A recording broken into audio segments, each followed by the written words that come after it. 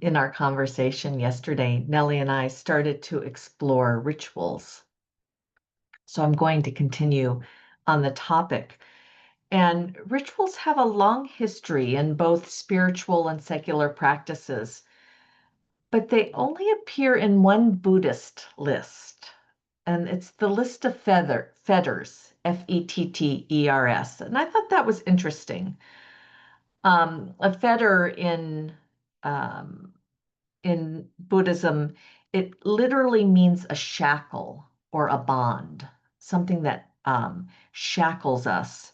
It it actually shackles us. In the literature, they talk about shackling us to samsara, which is a cycle of dukkha, a cycle of pain, a cycle of things that hurt, that keeps us vulnerable. And I just use dukkha as a kind of a larger uh, holder of all of those. Um, so when we speak of the fetters, we're talking about patterns of mind and body that keep us bound to dukkha, to delusion, and prevent us from being more aware or awake or kind or ethical. So traditionally, the list is taught in relationship to lifetimes, so that the sense that this dukkha continues over many lifetimes. And we don't necessarily teach to past lives or future lives, but I can imagine that some of our dukkha feels so deep or so embedded in ourselves and our own patterns and in our cultural patterns, that we can feel this lifetimes, it can feel that deep. In our practice, reflective meditation, and through what we described yesterday as the ritual of reflection, we started to look at reflecting as our ritual. We can catch some of these cycles of dukkha, and we begin to see what binds us, what tangles us with them. So one of the things about this list is that it's a list of things that progressively fall away as you attain more of the path, more of the Buddhist path. And I was taught that when these things on this list fall away, this attainment that you get, they're special attainments, and this is very traditional way that you can learn Buddhist qualities, Buddhist paths of progression, but I don't even think in those terms anymore. So it's interesting to remember that when I first was taught those lists, I so believed it, believed them, tried so hard to kind of match my experience to some of those lists. And I think that's one reason we try to use them much more lightly these days, because those kind of ways you come into Buddhism, they stick with you and they kind of pop up and at unexpected times. And suddenly it's like, oh no, I'm doing this wrong because I'm not with the list model of progression. So we've been much more interested for people to tell us how their development goes, and that we trust that a lot more than the lists, but we're not throwing the lists out because here it is again. I'm on the list of the fetters. Um, and one of the things on the fetter list is the attachment to rites and rituals. It's really the only place I could find it in the Buddhist texts, rituals. Um, and what the Buddha was getting at from this list, from what I can tell, it means that when we cling to external forms, when we cling to rules, or we cling to ceremonies, um, as if they alone could attain, by doing them, could attain liberation, um, we're going down the wrong path.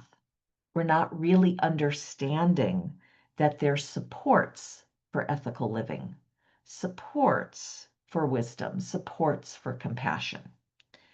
So, why is it so important, and why did he consider it important? Why are we talking about it here these many thousand years later? Um, yesterday when we were talking about reflective meditation rituals, and how our rituals differ, how we ring the bells differently, and how we speak up as teachers. We looked at some of the assumptions and some of the ideas that we had behind um, what we were doing and our preferences. And it felt fun to compare them.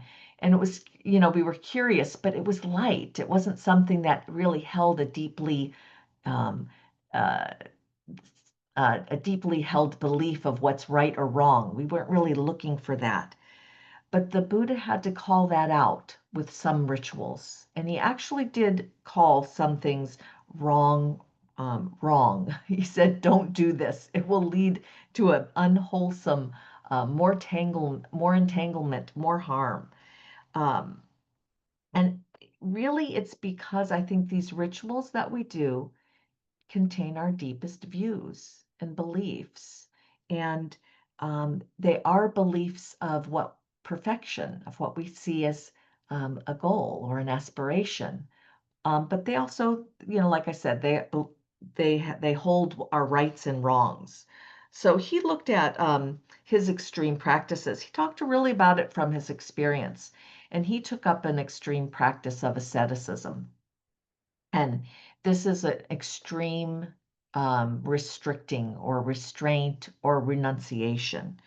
Um, he took up fasting until he was emaciated, held his breath so that he could get into higher states of consciousness. He slept on thorns so that he could keep himself more aware and awake.